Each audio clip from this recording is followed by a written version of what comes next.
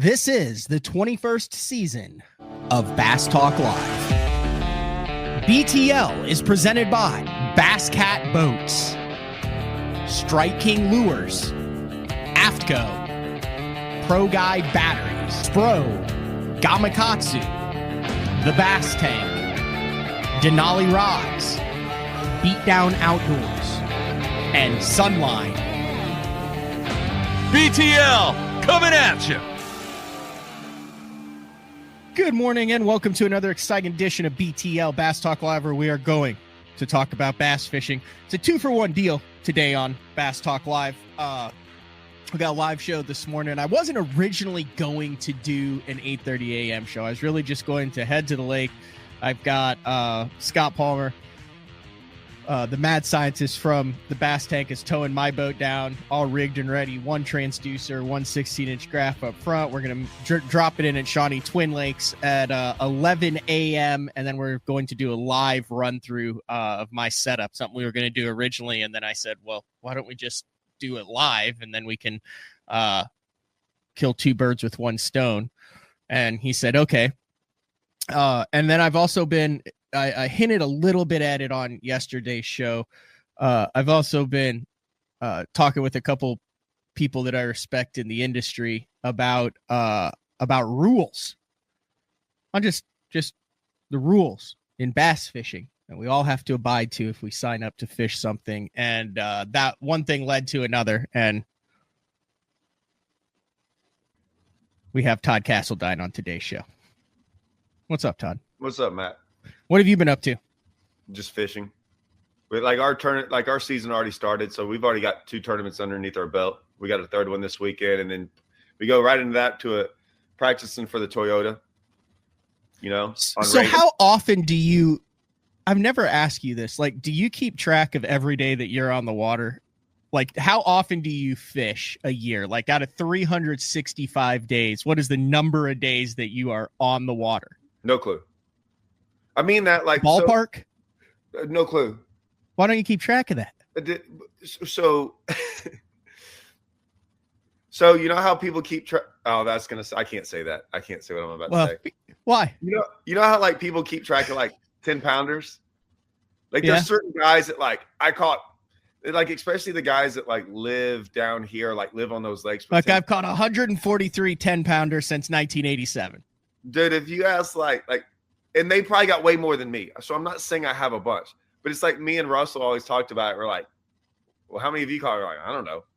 I mean, we never even thought about keeping track of it. Wait. You've caught so many 10-pounders that you can't keep track of them. Yeah, we used to catch.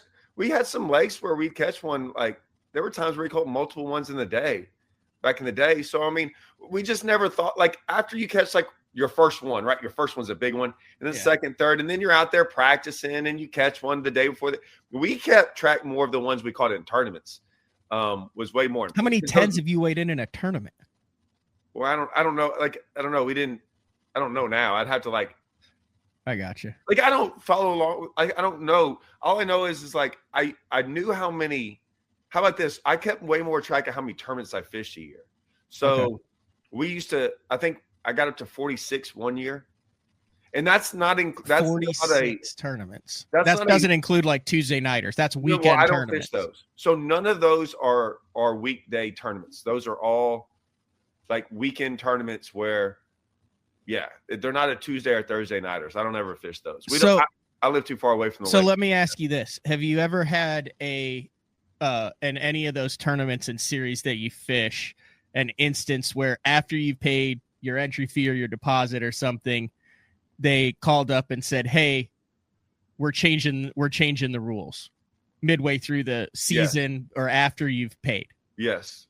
Okay. Do you have any examples of that? They've done it on scheduling, and the scheduling, I mean, like rules, like straight up rules, like what you can and can't do, what's legal, what's not legal, not a act of God rescheduling. Yes, they have if the rule, they've amended a rule. So like to where maybe there was a rule in there about I can't give an example. I can't give an exact example because it's happened multiple times. But it's like we'll read a rule. I'm trying to think. This just happened the other day, where you'll read a rule and it doesn't make sense in the fact of you're like, okay, you just said this, this, and this, but it does. But if you read it this way, and a lot of it's about cleaning maybe up. it's not off limits. Like most rules are copy and paste. Correct. So when people are like, hey, do you know the rules? I'm like, do you know how easy it is to go fish a tournament and never read the rules and never break one? Because 99% of them are, well, when you fish 45 tournaments a year, I've read every single rule ever, right? 1,000 times. So, dude, just or go sat through a meeting where they read them to you. Right. Like all I need to know is if it's a trailer event, when is, that's why they give you a card, right? They only tell you like stop and start times and when to be back at the weigh-in. Other than that, well, you need to know A-rig, no A-rig. Yeah, but most of our tournaments don't even have that rule in there. There's some that have distance rules now, like, hey, you can't fish within 50 yards of another. I don't even think most of us have that. So most of the rules are pretty cut and dry. So you have to go out of your way to, if you fish as many as we have, to like mess up a rule. Like we do this all the time. It's just normal fishing to us, right? Mm-hmm. So the rules that I have to pay attention to more are like the bigger trails and then the off limit stuff and things like that. And every once in a while they'll have the hardest rule there is like when they start talking about info, bartering, paying, what all that actually means, and then how they word it sometimes is wrong. Or it's not wrong, it's just like, hey, I'm reading this and we all kind of think it says this. And then so many times we have to get an interpretation from the director. And then a lot of times they realize after reading their own rule that they're like, oh yeah, now I see where that could be an issue. So most of the rules are off limits, because those are the rules that change most of the time, is like off limits, info rules, things like that. I still call on like Toyotas and make sure, like, that's the one thing, like, can a guy get my boat on a Monday? Like I'm probably going to have like one of the guys that works with me from Strike King on my boat Monday before the event, and he's not in the tournament. And I'm 99% sure he can still do that because we don't have a practice days. Like, Bassmaster Opens have, or in the Toyota Championship, they have actual practice days. So it's different. We treat like this year is straight up old school FLW tour. Sunday, Monday, Tuesday practice, off day Wednesday, tournament starts Thursday. So those are the rules that we all really, really paid attention to and really like make sure we study them and know the dates and all that stuff. So that's a good segue. So speaking of which, that is the main topic of today's show. So I'm glad you kind of talked about that, because there was I call it an under the radar rule change with the Bassmasters Open, with the I hate it when people go Bassmasters Classic, which I know it used to be. It's Bassmaster Classic. There is no S. And then I just said Bassmasters Open and I gave myself the heebie-jeebies. You say Bassmaster Classic, right? Yeah. I don't think I've ever said that. Yes. So a lot of old school guys call it the Bassmasters Classic because it was the Bassmasters Classic like through the 80s. Yeah, I would never have even known that. But there's like a couple guys that still say like, oh, I'm so pumped that I made the Bassmasters Classic, and you want to be like, chop that S off. Yeah, I don't know. That's one of my pet peeves. You want to know one of my other pet peeves? One of my other pet peeves is being rushed in the morning. So last night I plugged my phone in. I keep it next to my bed. I had an alarm. I'll tell you when I had my alarm set for. I'm an early riser, Todd. A very early riser. I had an alarm set for 5:10, 5:18, and 6:15 as like a backup, just in case something happened on those first two and I hit the snooze, right? We're live, by the way. You texted me. You said, is this live or recorded? Well, no, I've set an alarm. I don't think my alarm has woken me up in like 10 years. Okay, so my alarm wakes me up And I 90% of the time am up at before my alarm goes off. But for some reason, I've had a little bit of inside. I just got a lot going on with the business wise and fishing stuff, like all good stuff. Just juggling a lot of, that doesn't sound right. I've got a lot of balls in the air. Just keep going on, Matt. Just keep going. So I've been tired. Yeah. Anyway, I wake up and I like to get up. I get an hour to just kind of mosey around. I get my coffee in a BTL mug that will soon be available to the listeners, should you want to represent BTL on the water at your daily commute. Soft and plug. Then as a pretty hard plug. And then I get everything ready. Anyway, my whole point is I like a leisurely morning, and I get up an hour early to give myself that time. I woke up at 8:02. And my phone was dead, and we go live at 8:30. I was gonna say something that I told you yesterday. I was like, hey man, I'm not used to doing something at 8:00 in the morning, like on a podcast, and so I could easily have forgotten about it. And then you were like, hey, I said, hey, give me a holler just to make sure. Yeah. I was gonna be driving back from dropping my kids off at school and stuff, and then it was like past 8, and I heard from you, and you did sound like you were sleeping. I'm like, see, one of those guys that sleeps till. No. There's some guys that can, like, if they don't have anything to do, just sleep. No, I'm not that. So especially like even on tournament morning, everyone's like, Andrew used to always give me crap because he's like, what time are you getting up? And I'm always like 4:00, even if takeoff is at 7, because I like to get up. I like to take my time. I like to get things going. I'm a believer that it takes a little bit of time to get things going. And then once your day starts, you're hitting the ground at 100%.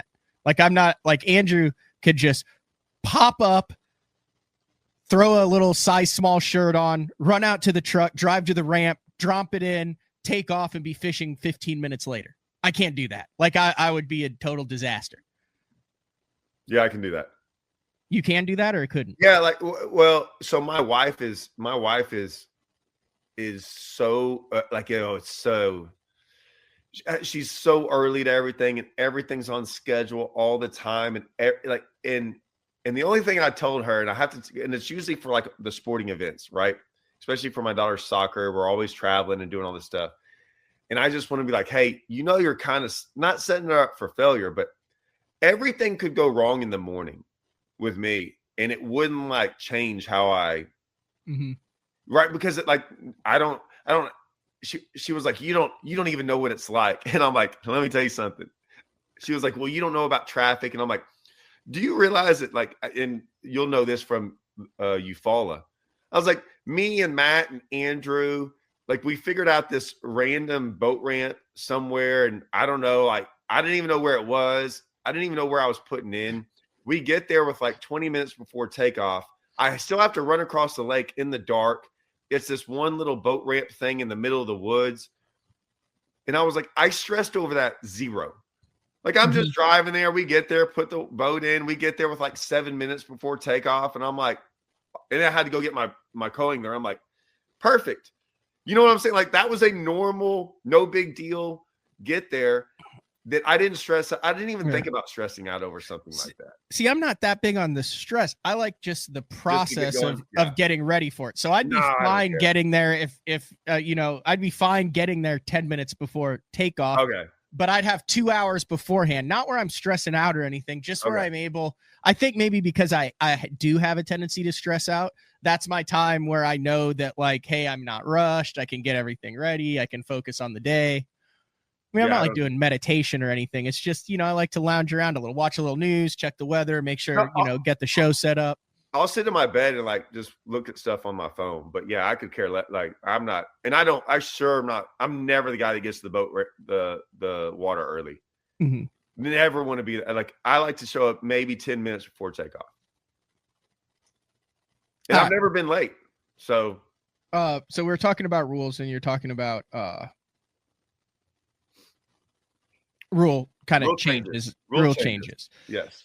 So the Bassmaster Opens, we'll do a little bit of history lesson here, have had a long and sordid road when it comes to rules as far as off limits, when you can practice before it. As the name suggests, it's the Bassmaster Opens, and for a number of years it was the Wild West, where you could receive, gather, purchase barter or trade information up until the first day of official, like there wasn't even an official practice up until the first day of official practice, which would be the Monday before the tournament starts on a Thursday. However, there was no off limits for practice or whatever. That was where like the legend of there were some guys that would practice for 30 to 40 days consecutively for a Bassmaster Open camp there. Like a lot of the Japanese anglers back in the day would literally like go from open to open, and that was back when there were 3 divisions, and they would just practice however many days there were in between. That's one of the, so you asked me like the rules I really pay attention to, like that's the one, right? Is because I knew Monday, I think, right, we semi-treated it more like a tournament day, which was, yes, you could no go information, Sunday, safe flight, life jacket. Like Sunday, you can drive around doing wheelies out there and 360. Practice with some men, make sure that person that's in the boat with you is registered for the Open. That happened a couple times where the guy was like, what do you mean you're on the freaking waiting list? Well, I think I'm in, and they're not in. Yeah. So that's the stuff I really paid attention to, but every other rule in the Opens was pretty much it was open. I call them the Wild West. I mean, it was the Opens. There was a lot of stuff going on, I guess. Yeah. But not bad, all legal. Well, it was like the legal. Well, see, I fished so many Toyotas and things like that. That's what the Toyotas are to this day. And I don't even think, but I'm going to bring something up later when you get to this. Yeah. But and why it's different? Because you said I'm reading how important is a level playing field. There is a difference with the Opens and Toyotas, and I'll explain here in a second. Okay, so it was like that for a while, and then there was some change to where they were like, hey, I think a lot of people complained, like, I'm fishing against, someone like, I'm a normal human being. I'm fishing against someone who's fished 48 consecutive days on this place. So they went to a 5-day practice. So a Saturday, Sunday, Monday, Tuesday, and half a Wednesday. And I think when they did that, like, then that was when it went off limits. They might have gone to a 2-week off limits, no info at that point. So you could practice, and this is all just in the past 5 years. You could practice for 5 days, which placated the Chamber of Commerce's who want the 400 people to come in. And hey, they're going to come in on Friday, so you're going to get them Friday, Saturday, Sunday, Monday, Tuesday. Well, you're going to get them 8 days, right? So that's how much they're pumping into the economy and stuff like that. Is it fair to say that we had, I wouldn't even say a small part in that we had a very large part in that rule? Of making it a off limits to the water and just a 5-day practice. Yes, absolutely. I would say that is anglers going to Bass saying, hey, there needs to be like me, you, Andrew. I don't know. I mean, I wasn't, probably you guys did. I know for sure. I don't think I contacted Bass about that personally. Oh, we talked to Hank. I remember the podcast we did with Hank, and we're like, hey, why would you not do this? This solves so many problems. And there was an actual tournament that happened. I'm not going to get into that, but there was an actual tournament where there's stuff that happened before. If they'd have had that in there, that things wouldn't have happened prior to the start of that event, to where there were some things that were if you're asking me, 1,000% shady. It wasn't even shady. Like, I think it was against the law, but that wouldn't have been able to happen if there had been a true off limits, to where, okay, now you can't, because like I said, a lot of that off limits and or practice days, you have to a degree, follow the rules of the tournament. I'm going to give you want to know an example of that. Obviously the life jacket and stuff like that, but there are some questionable things about like getting off on the bank or getting off on the docks and doing some things that you can't do in a tournament and you can't do in practice, right? So like you kind of have to follow those rules. Exactly I know what you're talking about. Right. And it's like, it would be like frowned upon. It's one of those things that if you got caught, you might get in trouble, but if you don't get caught, there's rules and then there's laws you can break, right? Well, there's laws you can break that aren't in tournament rules. Like, because a tournament's like, why would we put that in there? Right? Well, it's hard to like put every single rule in there, even though it says don't break a law, but it's kind of one of those things. You might break a law and not get caught, and there's no way to like, you know what I'm saying? I know that's really vague, but I mean, I'm thinking about the actual instance, and they actually said, yeah, this would have negated that. So then it went to a last year. This is all like recent changes. Like five years ago, it was the Wild West. So then last year it went to a 5-day practice period, Saturday, Sunday, Monday, Tuesday, half of Wednesday, with a 30-day off limits, meaning you could not be on the water. It was actually like a 28 to 30 day. They send a little deal that tells you, hey, this is where the off limits is. I've got a big board up there that I have marked like, hey, this is the off limits for this, as well as a 30-day no information rule. So that was one of the big things that Bass has listened to the anglers on, as far as off limits and a no information rule. It's the off limits as far as when you can or can't be on the water is tricky, because it is the Bassmaster Opens. There's a lot of people that are locals that want to be on it. And if you're a guide who makes your living on a body of water, what you're basically saying is, hey, I'm giving up X number of guide days for the potential to make that back in the Bassmaster Open. So there's a lot of guys that would fish it that choose not to because of the off limits on the water. Would you agree with that, Todd? Right. So this year, schedule comes out. It's the middle of November, and the way that the Bassmaster Opens works is you have to pay a deposit for your division. Went to Division 1, Division 2 this year. So you have to, it's a $2,000 entry fee per tournament. So in November, I'm fishing Division 2, which is Sam Rayburn, Kentucky Lake, Lake Norfolk, and Leech Lake. I paid, $4,800, $1,200 for each tournament. And actually today I need to make it, the deposit is due for the remainder. So I owe $800 for the each of the next tournaments. And at the time, you sign up and it's 30 days at 28 to 30 day off limits. They give you a time where it says, hey, this is where the off limits starts, where you cannot be on the water. After that, before that, you can gather information, talk to people, do whatever. Everyone goes about that differently. When you say that preparing for a Toyota and Open, anywhere where there is a period where you can gain information, that is a completely personal way that guys get ready for that level of tournament. Correct? You're asking me about I'm asking you like just a brief overview of when it comes to, you can do whatever you want on that lake as far as gathering information. I mean, it goes from, I want absolutely zero to how many waypoints can you fit on a chip and send me, and everywhere in between that for the average guy getting ready for a Toyota or for a Bassmaster Open. Okay, well, since you bring it up, I was going to bring it up later, but here's the thing: the difference between Toyotas and Opens is, and I did look in this comment. I don't know why I didn't have comments turned on, and some guy was like, "So you don't read the rules so you can live in the gray?" I don't read. Do you understand how easy it is to go fishing and not break a rule?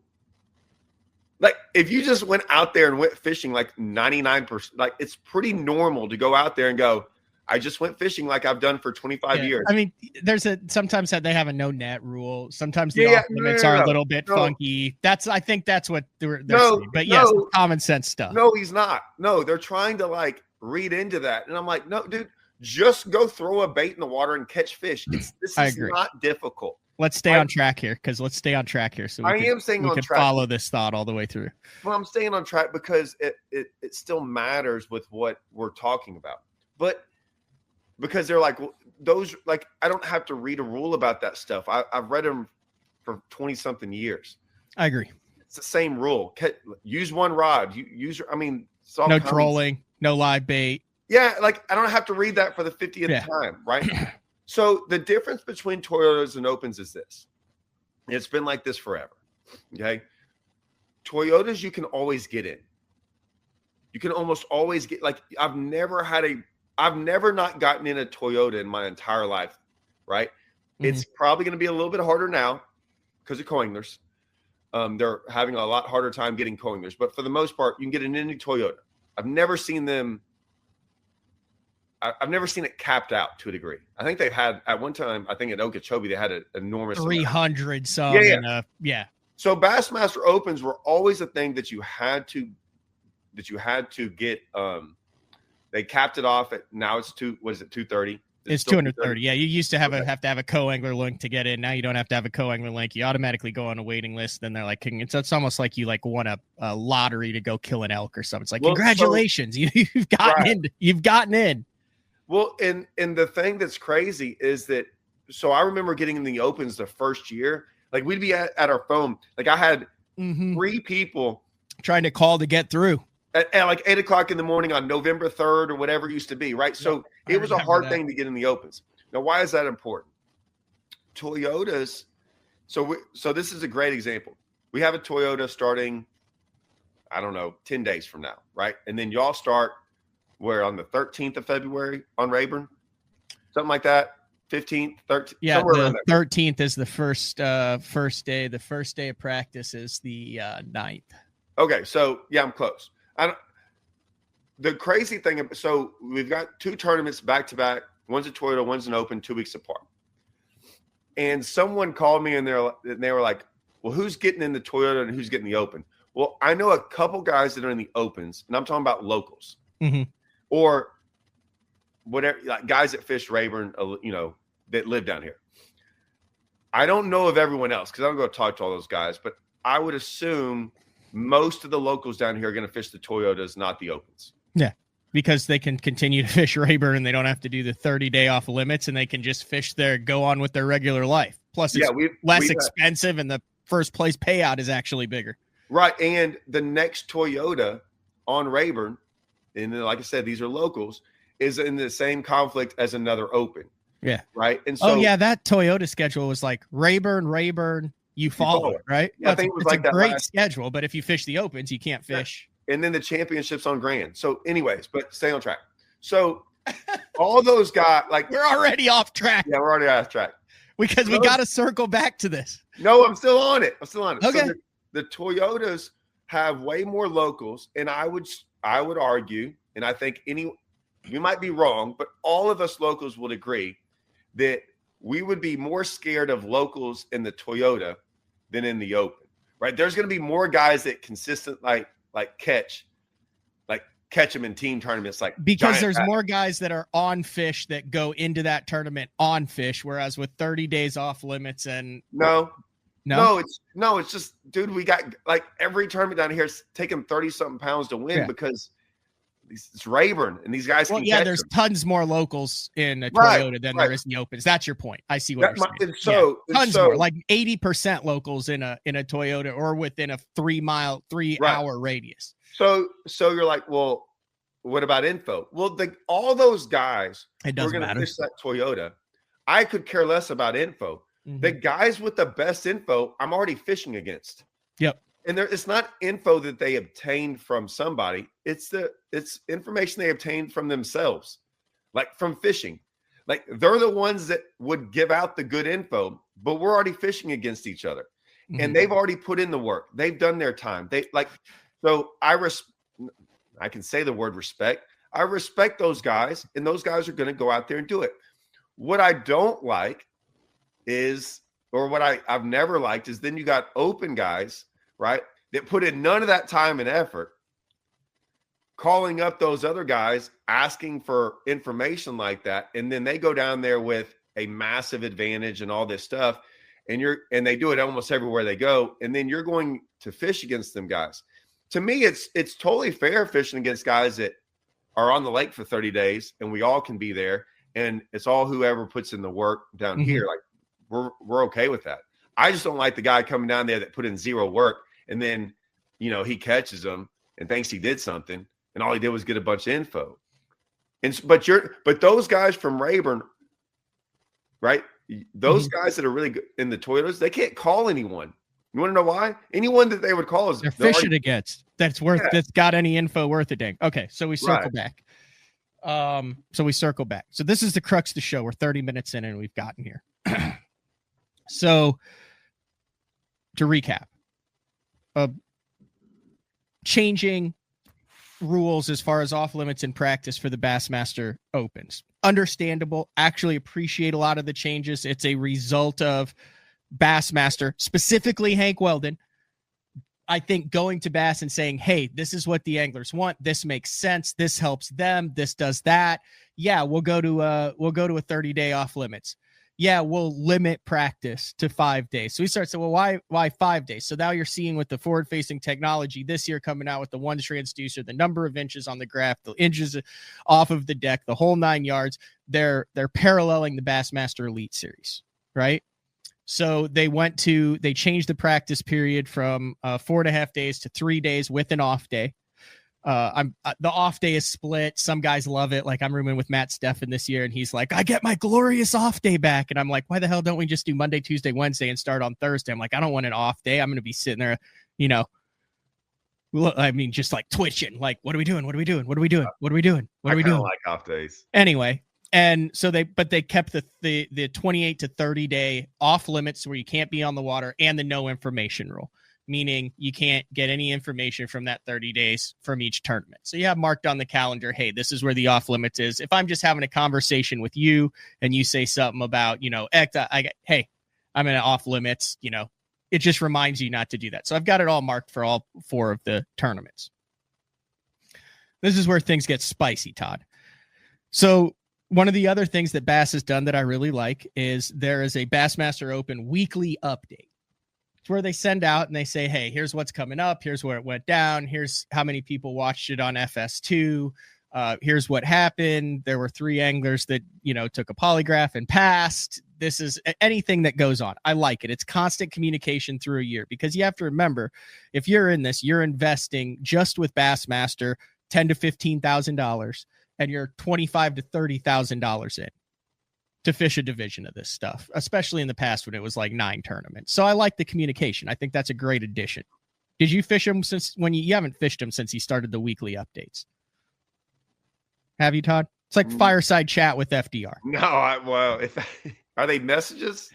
It's just an email. Oh, it's like, I don't know if I'm allowed to read that. It just says, dear anglers, good afternoon and happy Friday. Here's what's going on in the tournament. No, I did that. So everything was fine. We've paid I'm $4,800 in. Everyone's $4,800 in. Tournament starts in a couple weeks we're at Clark's Hill. They've been in off limits for a week or two. Rayburn just went off limits. Kentucky everything's fine and happy. So we get this email on Friday, January 10th. If it wasn't for this email, we wouldn't be having this conversation right now, because this is where things, I'll say, reading this email left a sour taste in my mouth. I was pretty fired up when I called you, wasn't I? And this is why I like you want to know why I didn't really ever pay attention to, not rules, but like pay attention to these things. I didn't have to read an email. I knew there were guys out there like y'all that would call and text me within minutes of an email coming out. And I'm like, wait, what's going on? Well, the reason why I called you was contrary to popular belief, you're actually pretty smart when it comes to thinking of things outside the box. God, you're going to blow up the comment section on this, man. They're going to freaking roast No, you. I'm just saying, if there's something in the industry that happens that doesn't make sense to me and doesn't make sense to, my like-minded friends or people that also fish, like, you're a great sounding board to say, okay, what are your thoughts on this? And I go, oh, I never thought about it from that aspect. Yeah. And then it might make sense. Cause I was really hot on this topic, but that's kind of what led to this show. So we digress back to this. I mean, we're like on a train, but every once in a while the track like has to go around a mountain instead of through the mountain. That's what's fun. But we're getting there. Okay. The email continues. This is on Friday the 10th. There are 2 key subjects which we received frequent questions about, which we'd like to address. And number 2 is tournament rules - information gathering.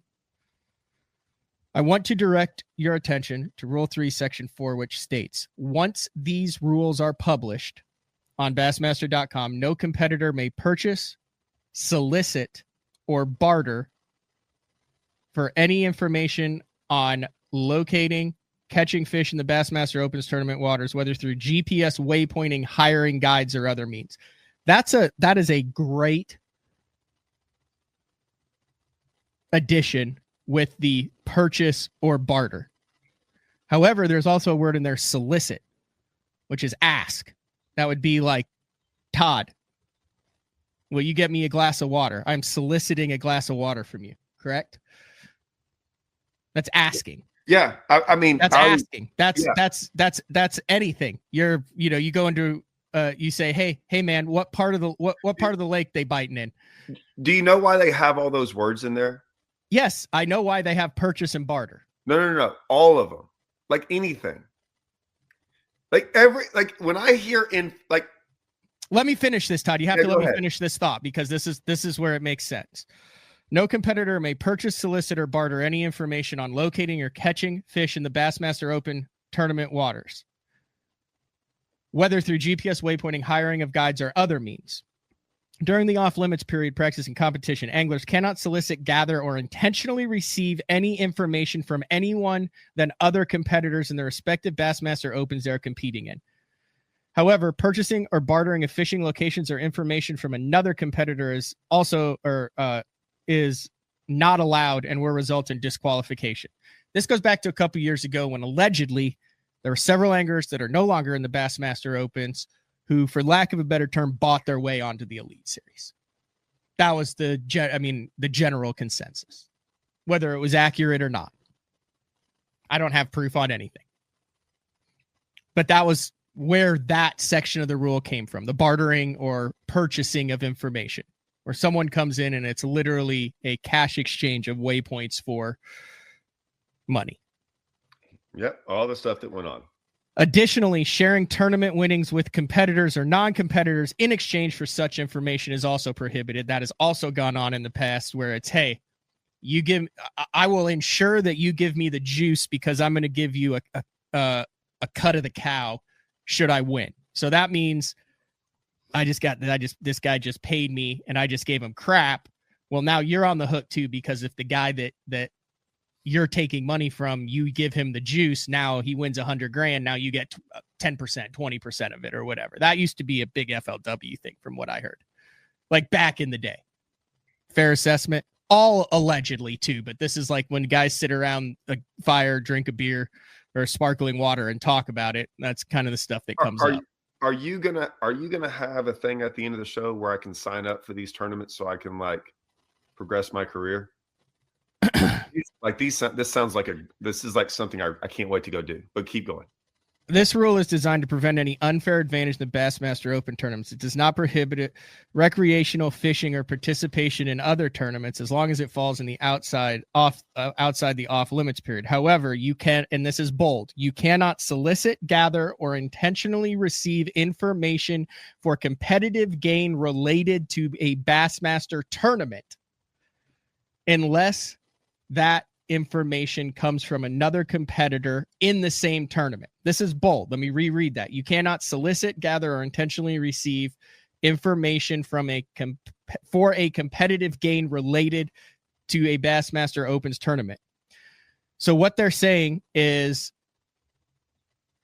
in layman's terms here, is now there is no information gathering as of January 10th for the remainder of the entire Bassmaster Open season. So no information about any of the other tournaments on the schedule, even though from the sign-up date, which was November 15th or November 30th, through this email, there was a 30-day off-limits period.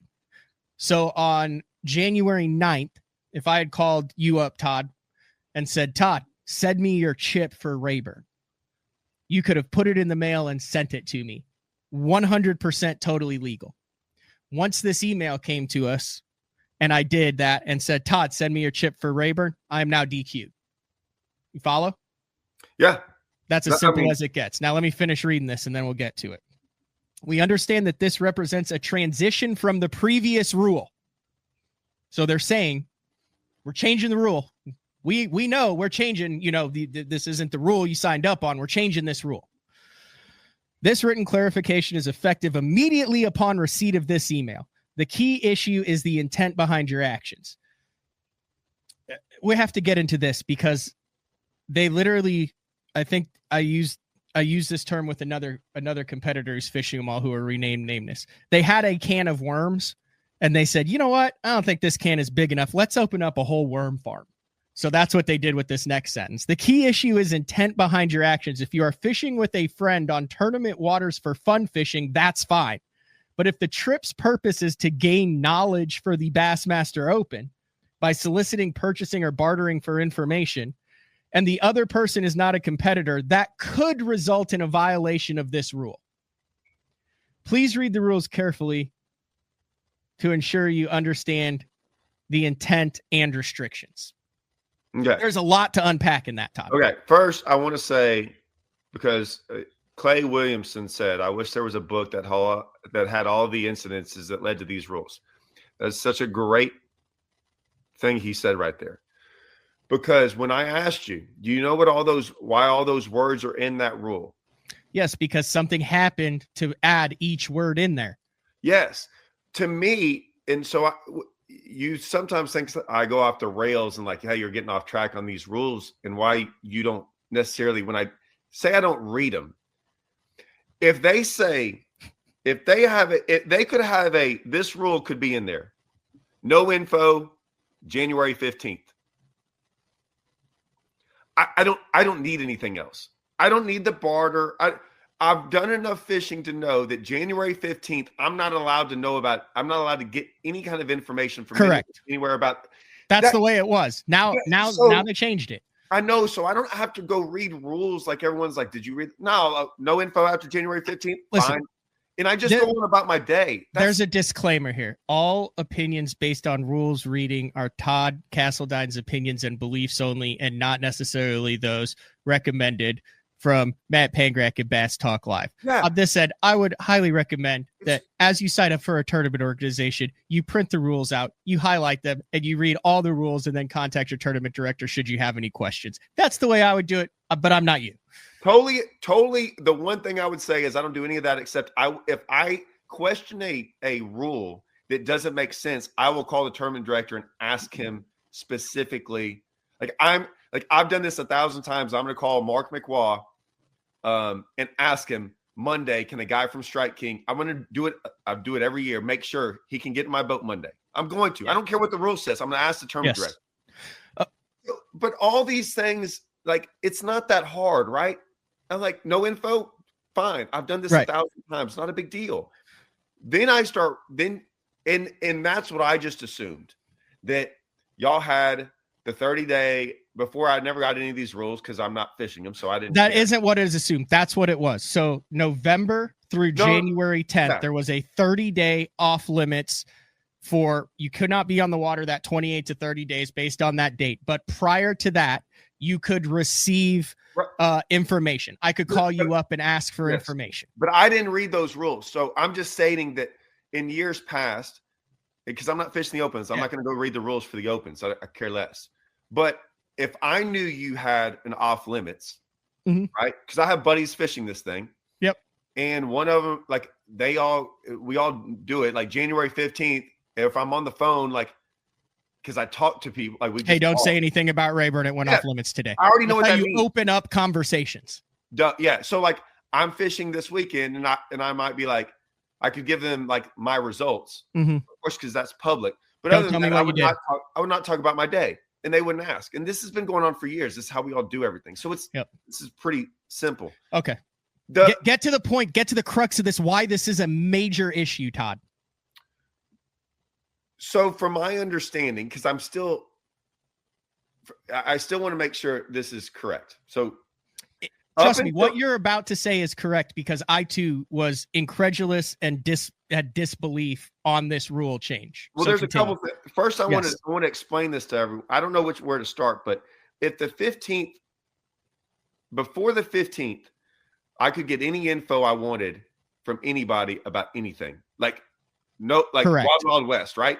Correct. Send me all the waypoints. Send me all there might have been something about purchase or barter in there for this year, because that was huge for us. But yes, I could call you up within 30 days of that off limits. I could get any info on any Bassmaster Open tournament except that I'm fishing in Division 2, as long as it's within that 28 to 30 days. I apologize about I don't think about the actual money side of it.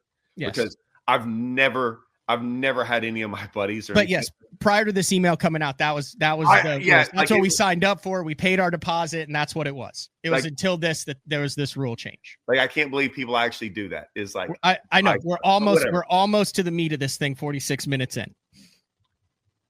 The one thing that and I want to get to this after the 15th. When was the time that the fishing with a buddy thing? I want to get into that. That's always been a little bit of a gray area in. There's no gray. This is the dumbest. Okay. This could be possibly the dumbest rule I've ever seen in info. Yes. Okay. So here's the deal. This was not an issue. This was not an issue because the rules had stated that you could get information before the 30 days. So you could fish with anybody. You could fish with anybody. But now with the rule change, they're still saying you could still fish with people on that body of water before 30 days. You just can't gain any advantage with the intent of fishing for the Opens. So I posed this question. Every minute you spend on the water, you're learning something. Every minute. And if you go with someone, you're learning something. You're gaining an advantage. So like I said, that's where you're doing a worm thing. That is not my issue. That's a super gray area. And Bassmaster wants to deal with that. That's not gray. That should never be in there. But that's what really gets to me, because they're like, if you're not trying to gain an advantage, I'm just going to go out. Because when you tell me that, people have to listen to this. This is why rules are put in place, because of stupid stuff like this. You can say, oh, I'm not allowed to ask or talk about anything about Rayburn, but you can get in the boat with me. Well, this is what's going to happen. And we cannot do this, right? Because this is obvious. Any of these guys are going to do this. Hey, Todd, I want to get in the boat with me. We can't talk about Rayburn. Okay. Well, what's going to happen, and this is pretty obvious, they're going to drive around the lake, and you just drive around to this brush pile, this spot. The written clarification is effective immediately upon receipt. The key issue is intent behind your actions. If you're fishing with a friend on tournament waters for fun, that's fine. But if the trip's purpose is to gain knowledge for the Bassmaster Open, you're going by soliciting, purchasing, or bartering information, and the other person is not a competitor, this could result in a violation. So here's the question that I posed. Let's say hypothetically, I go on a spring fishing trip every March to Kentucky Lake with my buddy who's not in the Open, but he's incredibly good out there. And I had that trip planned, and it was before the 30-day off limits, before Bassmaster changed the rule and said, hey, you can't get any info now.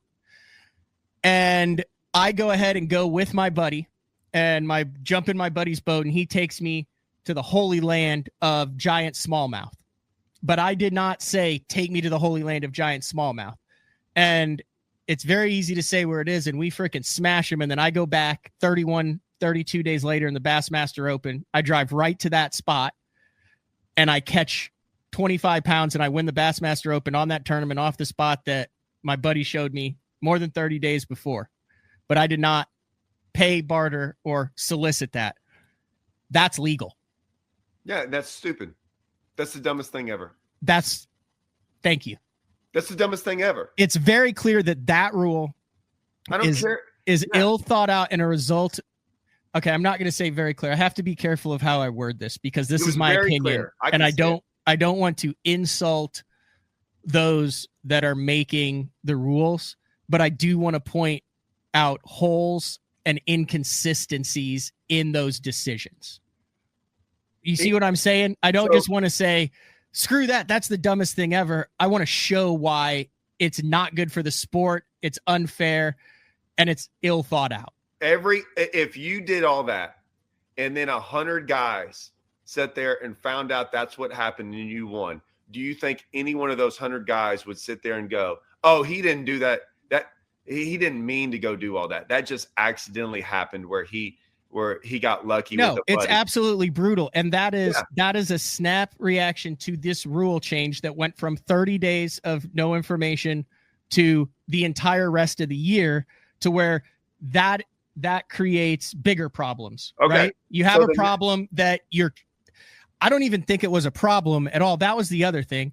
But that's just a side thing. This isn't even the meat of the issue. This isn't even the meat. We haven't even gotten to the meat of the issue. I'll tell you the meat. Here's the meat of it. Is you asked me one time or earlier in the conversation, Todd, has anything ever changed during the tournament? When I sign up for a tournament, I know the places I'm going, I know when I'm going there, and here are the rules. And then I decide whether or not I want to do that. Right? If this looks like if I agree to this, I'm now paying my money and I'm signing off on that. And in doing so, right, like I pay my money, everything's good to go. And then correct. And then all of a sudden, I'm allowed to do, or not all of a sudden, but I'm allowed to get info for all these other lakes at any point in time. And I'm like, cool, whether you get it or not, it doesn't really matter. And you might be like, hey, I'm going to Kentucky Lake 6 months from now. I got a buddy that lives down there. I might call him up 35 days before the event and be like, hey man, is there anything I need to know? Whatever. Mm-hmm. That's what you think on January the 3rd. Now the problem is we don't live in that world of, like, we live in a different world where guys are out there trying to scheme and do everything they possibly can. And there's a lot of guys that probably went out there January, whenever it came out. November 15th, as soon as you signed up and the schedule came out. Dude, their phone, if they had a phone bill, they were on it all day long, right? Yep. And they were calling everyone they knew. For all four tournaments, whether it was Rayburn in 2 months or Leach in 9 months. And they did all that. And then all of a sudden, those guys, right, did all that. And you're like, well, it was legal. Well, yeah. And then and it was legal. And we have no problem with that. Like, if zero issue. Right. But I also knew that I didn't have to do that on November 15th. Because the rules said I didn't have to. Correct. And then all of a sudden now you change it. And so you got guys that got all that stuff. And now you got a whole bunch of guys that didn't. And that's not what you signed up for. That's the whole thing when we do all this, is that we just want things to be. It's not that it's not fair, but imagine this. It's totally unfair. It is not fair. They created an unfair playing field with this rule change. Everyone's going to be like, well, it's info. We'll just change info to something different. And here's what it would be. Imagine that you're a guy. No, we're not getting to solutions yet. We're still, are you giving a solution to this? Don't give the solutions yet. I'm getting an example. My big thing on BTL is we have to end this show with solutions. I also have an on the water thing at 11. So we have to be done by, we have 40 minutes left. Guys are going to be like, hey, they're going to talk about info and that whatever. I'm just going to say, what if it had been this? What if they had said you can't be on the water, or say you could have like practiced or whatever, right? And they had a different 30-day off limits or whatever. And you went in there going, hey, we're gonna let you fish for 30 days before the event. And like you knew that, right? Yeah. And then all of a sudden, so like, okay, well, I'm gonna take off a week before the event to practice. And you did that with your job or whatever you did. And so you're about, like everyone else has been out there practicing for a month.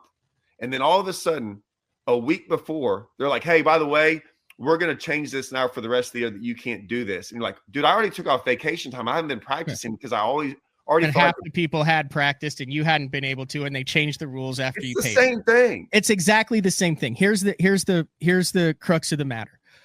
It is not about it. It is not about information. It is not about getting information. It is not about missing out on information. It is not about who got what, when, where, or why. This is about a consistency in the rules at the second highest level of competition with a company that we are doing business with, that the only thing we ask for as sole proprietors is to have a fair and level playing field when we launch the boat on day one of the tournament. That is not a difficult ask. You have 101 Elite Series anglers and you have over 300 open anglers, and it would be 400-0 if you were to ask, do you have an issue with a fair and balanced system where everybody starts with a level playing field? What this does, it is no longer a level playing field, Todd. You have anglers who from November 15th through January 10th received information, maybe general information, maybe waypoints, maybe they received information. They did the same thing in the elites, by the way. I know they did the same thing. I'm getting to that point. Now, it is an unfair playing field because what they are saying, and I've clarified this with Bass, is, hey, if you received information during that time, you're good to go. You can keep doing it. However, now if you do that, you will get DQ'd. Even though when you signed up for the rules, you knew you had 30 days before each one. This is not fair. It is not balanced. I will be competing against anglers. I've received zero information, which is my own. I was going to call about a couple of the different fisheries. I've got some buddies that are on Kentucky Lake. I was going to make a call about Norfolk. It wasn't that big a deal to me. I've received zero information for any of the 4 events, right? I will now be competing against anglers. It should be completely level. Like it should be the 30 days. If I want to, however deep I want to dive into it, I can or I can't.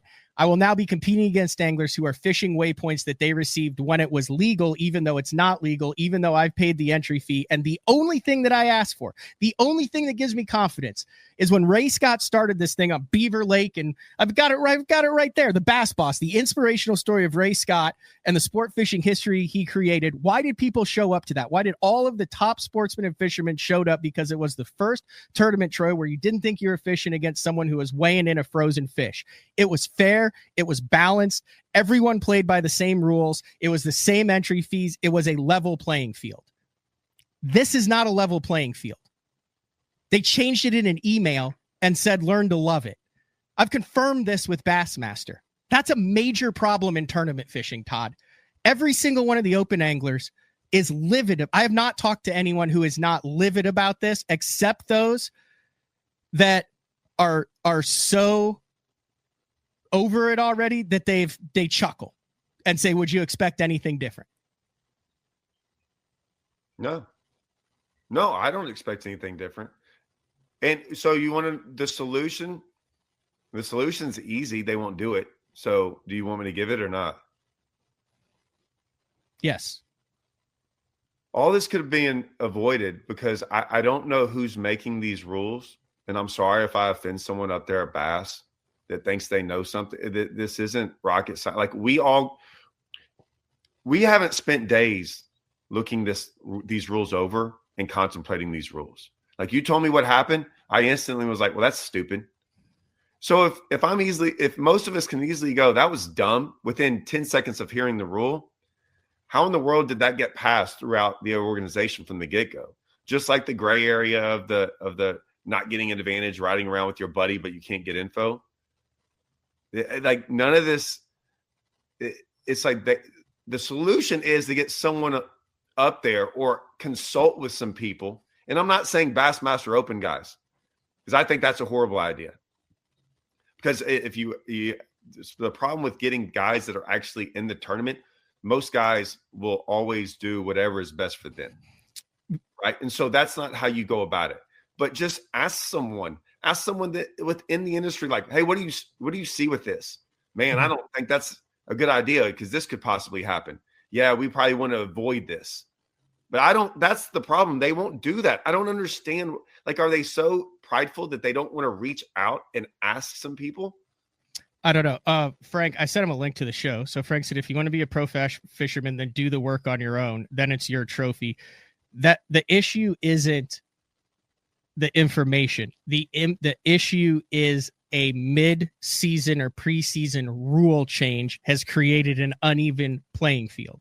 If they had said get information all the way up until the first cast, if they said you have a guide your boat, if they had said at the very beginning of the year, zero information. The point is consistency and changing a rule that makes the field uneven. An uneven playing field. And anybody, Todd, you fish at a very high level. How important are micro advantages in this thing? Well, it can be the difference between making a classic or not, making the Elite Series or not, cashing a check or not. Here, Frank is the one who said this. You know Frank, right? Yeah. We'll bring Frank in on this. What's up, Frank? Hot topic today, boys. Have you been listening to this? Every minute of it. What are your thoughts? And sorry, I had someone that texted me that said let Todd talk. It might be the first show in history where someone's telling me to shut up. What are you talking about? Everyone thinks that I talk too much. I know. That's what I was saying. Podcast. I guess I'm just supposed to sit here and stare at you, man. No. I'm just trying to keep you on. Like, that's why I brought you on, but I wanted to kind of stay on topic and point toward this. Do you understand what we're talking about, Frank? What are your thoughts on this? 100%. Todd, I agree with you on this issue. Here's the deal. Okay.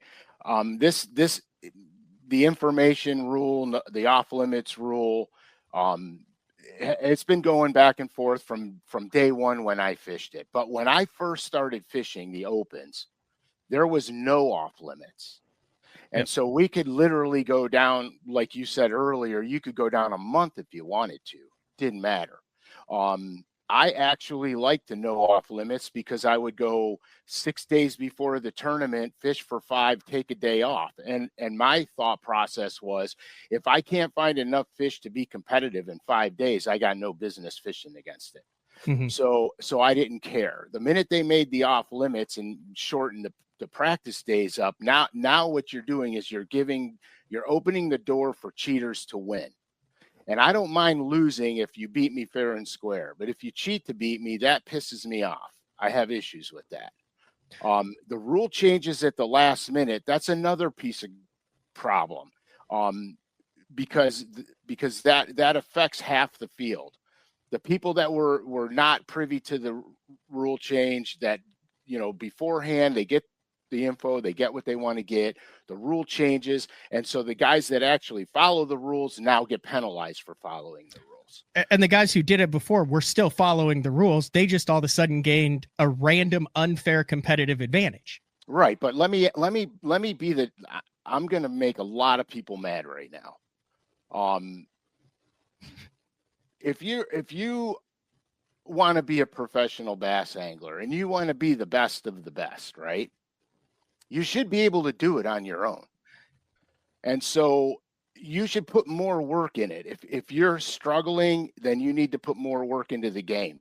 Not necessarily try to barter information or garnish information. I mean, realistically, as an angler, the only thing you need to know really is if you're talking Great Lakes, how deep are the fish? That's the only thing you need to know there. If you're talking inland lakes, how far are they in their seasonal pattern? Very vague information, but that's the whole point. Know. But that's I agree, Frank. But I can't do that now. Whereas there's a whole no one can do that now in the Opens where they could before. I'll give a perfect example. We went to Lake Norman. You listen to day 4 with Frank Scalish, Lake Norman. You love that lake. There's a 30-day off limits for that. I called you up. We talked for 10, 15 minutes. You gave me 0 waypoints. None. You gave me, and I liked it because I knew that what you did was you gave me an area and said, go figure it out. And It was a 10-minute phone call, and I had an area, and I got there, and I went, my God, this is huge. But it put me in an area, and I went on. I was in the top 10 after day 1, and I had a great tournament, and I caught him away that you wouldn't have ever been fishing, but it was in that same general area. That's what I'm saying now. That's a competitive advantage that now part of that field has that I don't. It's not a waypoint. It's not an information issue. It's a level playing field issue. That's what this fight is about. Gotcha. So now here comes the other part of the equation. Okay. So we're all fishermen, and 99% of our friends are all fishermen. And when we all get in a room together, what do we talk about? We talk fishing. I didn't even know Todd had kids until like a year ago. No, I see. If you watch Todd's posts and his videos, you know he has children. I know. But so all we do is talk about fishing. It's like no other. It's like every other professional sport. Football players talk about football, et cetera, all the way down the line. So how do you sit there and go, you could fish with a friend as long as you're not going to get information? Todd. What? Well, I mean, dude, Todd, if you and I went fishing together, even if we didn't, better yet, you and I are going to go fishing together on a lake neither one of us has ever been on. I'm going to get information from you during that day, and you're going to get information from me all during day. And we 100%. never say a word. And we never say a word to each other. Not one word. That's why I agree with you 100%. This is ridiculous already in the professional sport of bass fishing. This is ludicrous. Because even Frank, when you first started, you started talking about seasonal patterns, and these are things like this. So if I just show up to you on the lake and you just start driving somewhere, you're driving there for a reason, and it's for the 40 years you've been fishing. 100%. Even if you've never been on the lake, this is where you're going to start, just like I would do, and you'd be like, I wonder why he's going here. Like he must have something on his mind. All that stuff is so. Like I said, the only way to make that possible is if me and you went out and set up there in the middle of the lake. That's the only way we would never get. And just and turn no locators on. Right. Well, that said, yeah. Now, if you go sit in the middle of the lake, I mean, you guys will both bust a 25-pound bags. No, we just can't go. We just can't put the tow motor down. As long as we don't put the tow motor down, we're good. Right, you're good. But yeah, I mean, I just think this whole thing is ludicrous. I mean, I just was always under the mindset of, give me 5 days on a lake and then get whatever information you want. I'll be competitive. I may not win, but I'll be competitive. Okay, Todd, answer me this. And like I said, I got about 20 minutes. I'm headed to the lake. I got the new rig. You can log back in at between 11 and 11:30. I'll be live with Scott Palmer. I'll be dialing in my unit just like he would if we weren't live. I just said, screw it. Let's go live Bill O'Reilly style on it. Let me ask you this. Why do you think this rule was changed? I did not hear any complaining before it in my circles. No one knew about it. We signed up for it under the 30 days.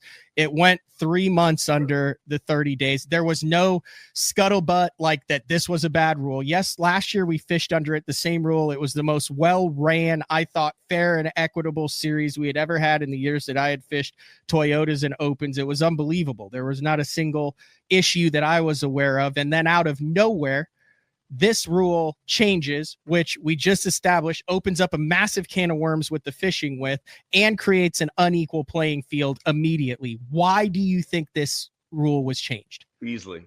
So, and it all comes down to what me and Frank were talking about. That stupid thing that info thing about whether or not how you get information and asking the questions.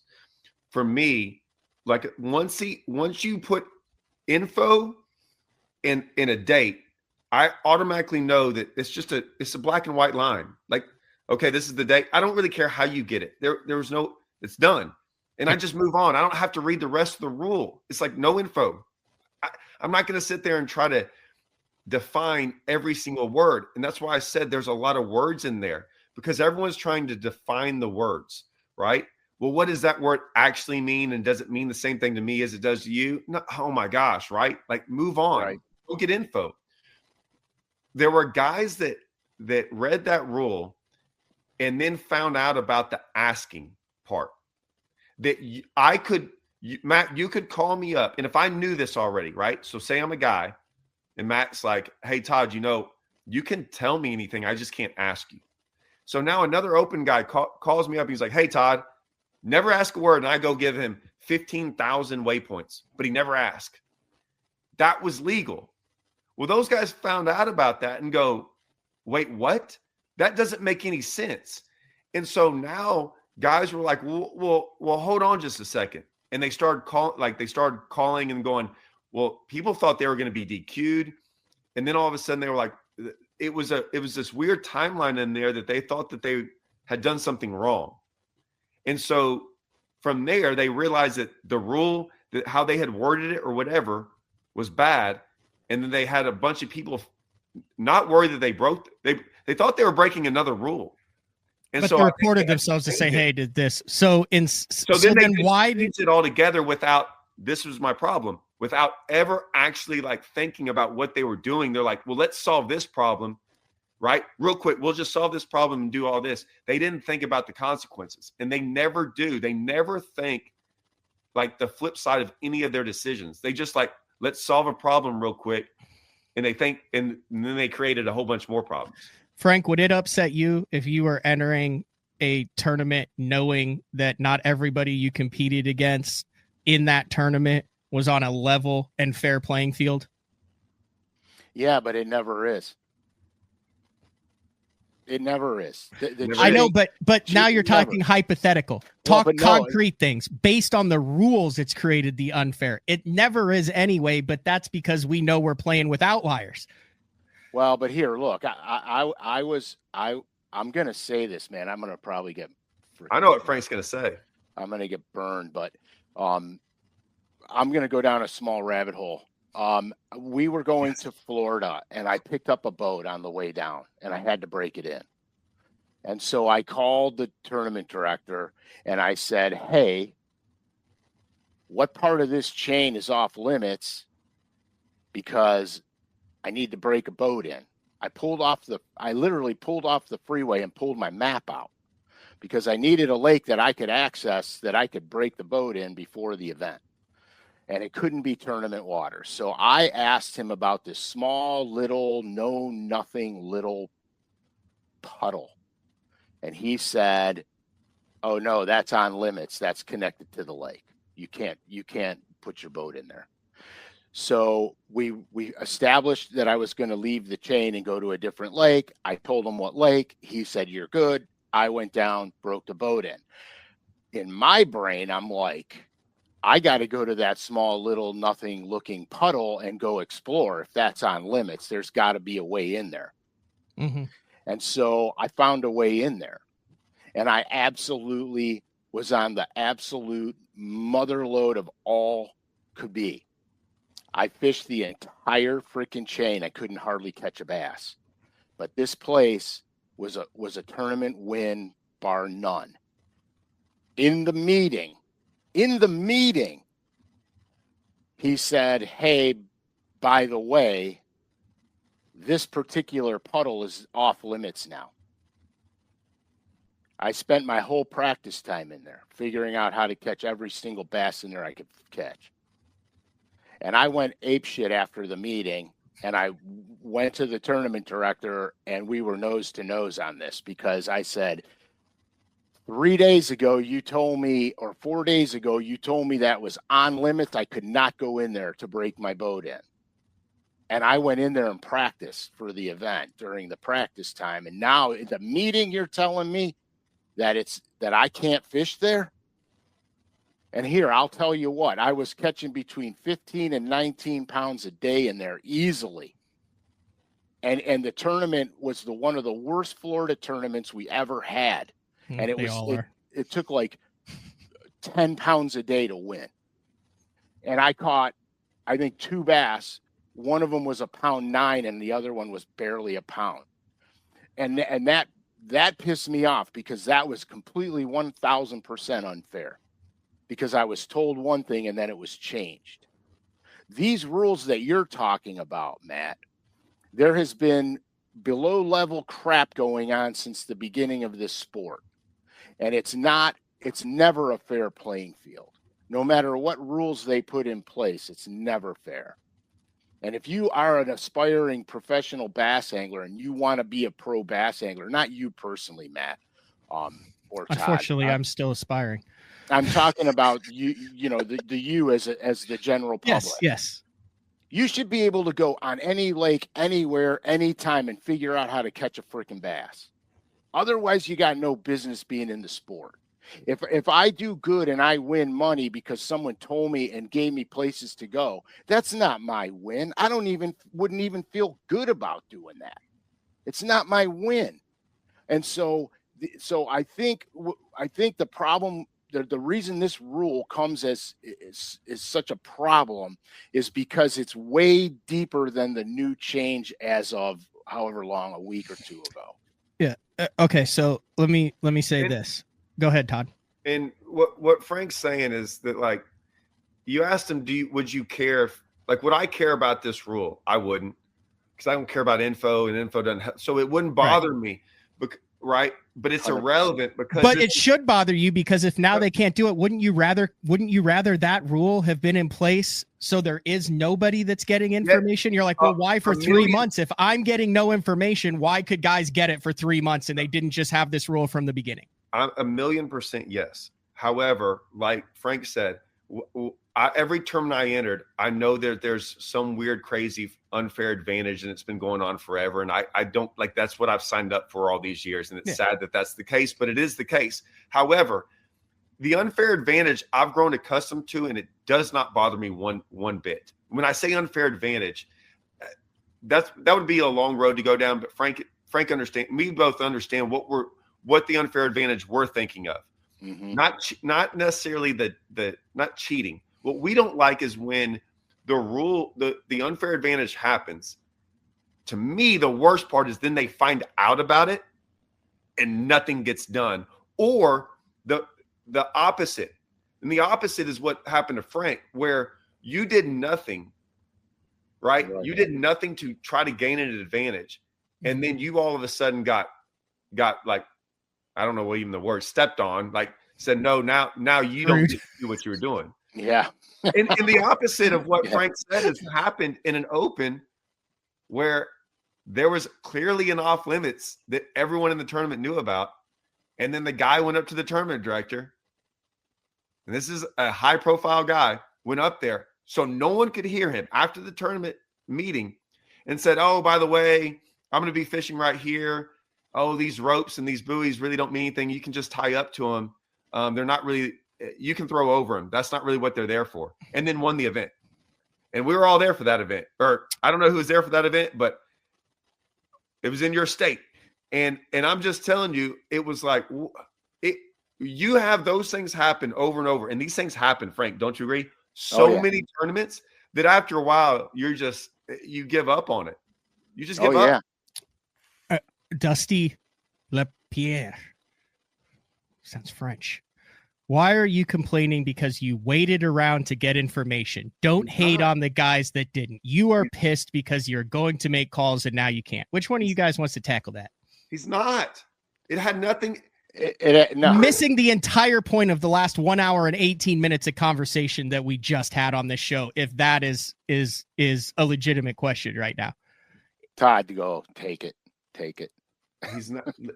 Once again, because I deal with this all the time on YouTube. They focus on one thing and then they don't listen to anything else that's being said.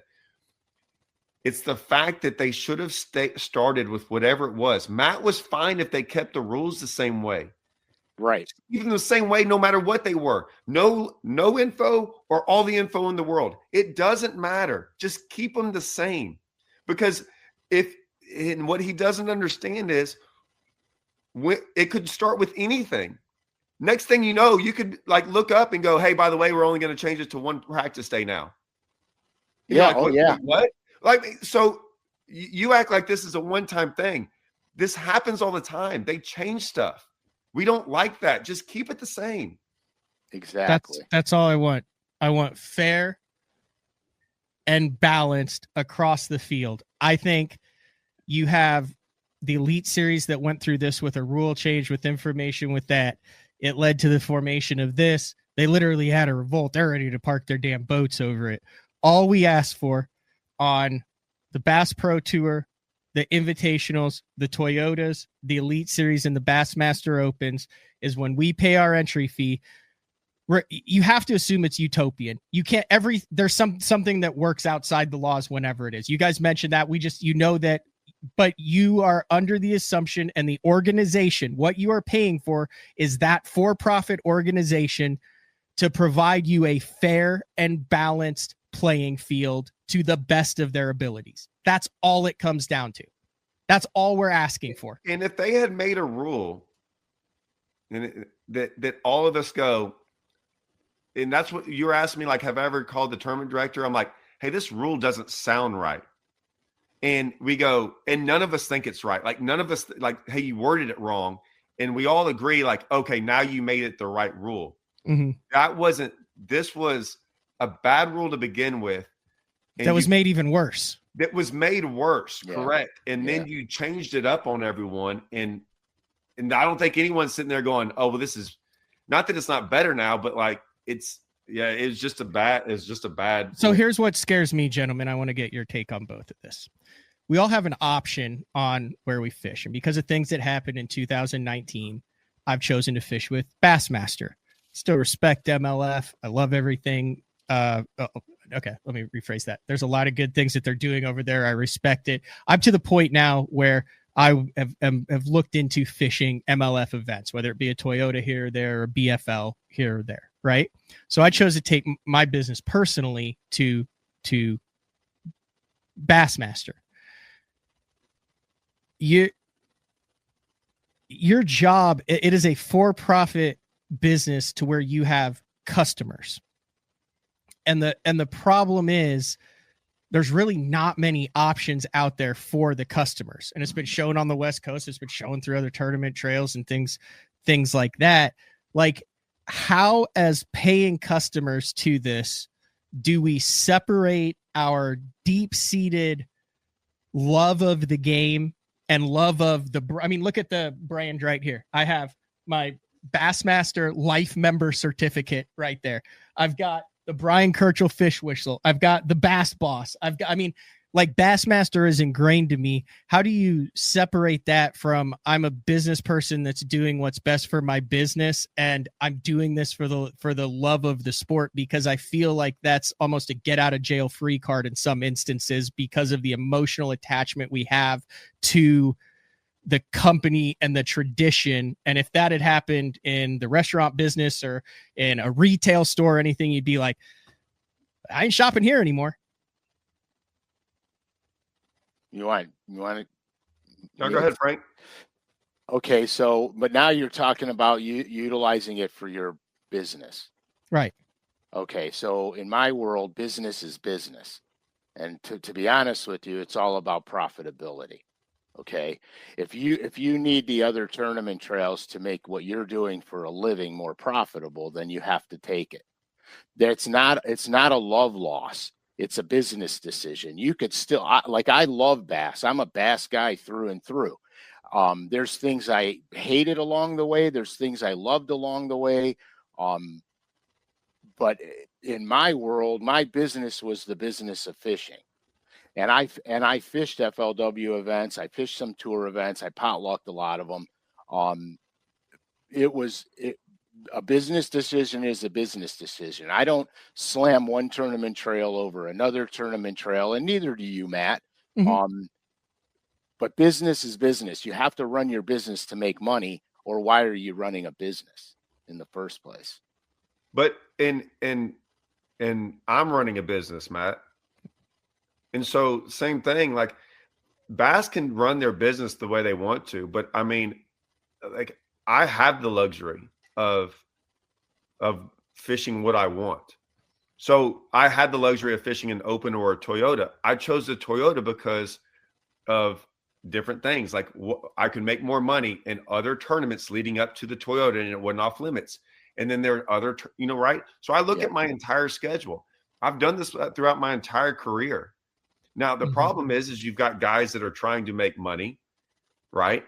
You want to really make everyone mad, Frank? Do it. If more people looked at it as a business to actually make money, right, that it would go so much better.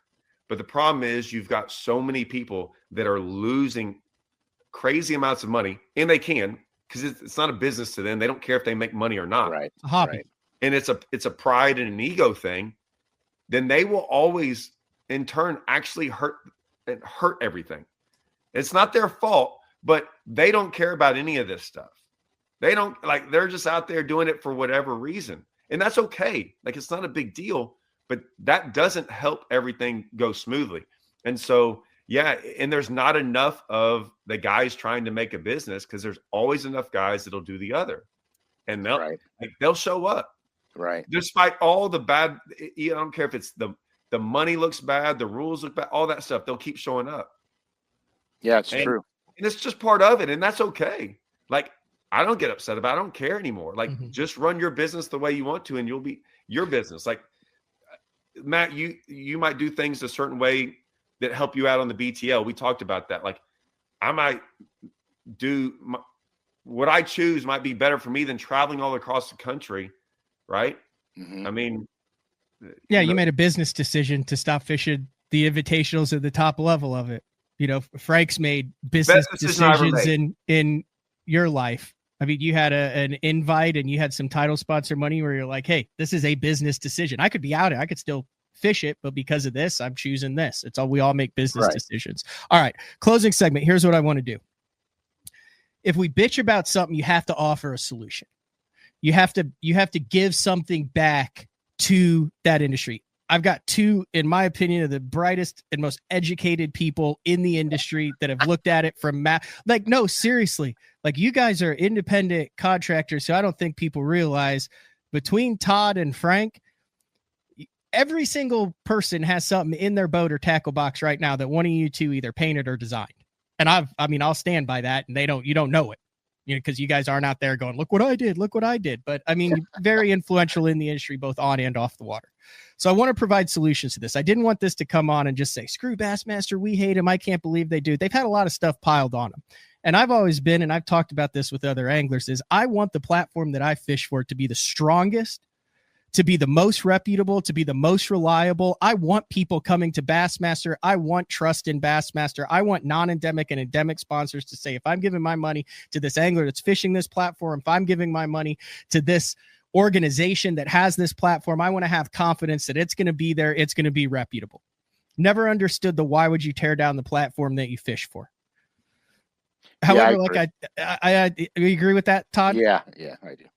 But at the same time, I also think you need to hold them accountable for decisions that you do not understand.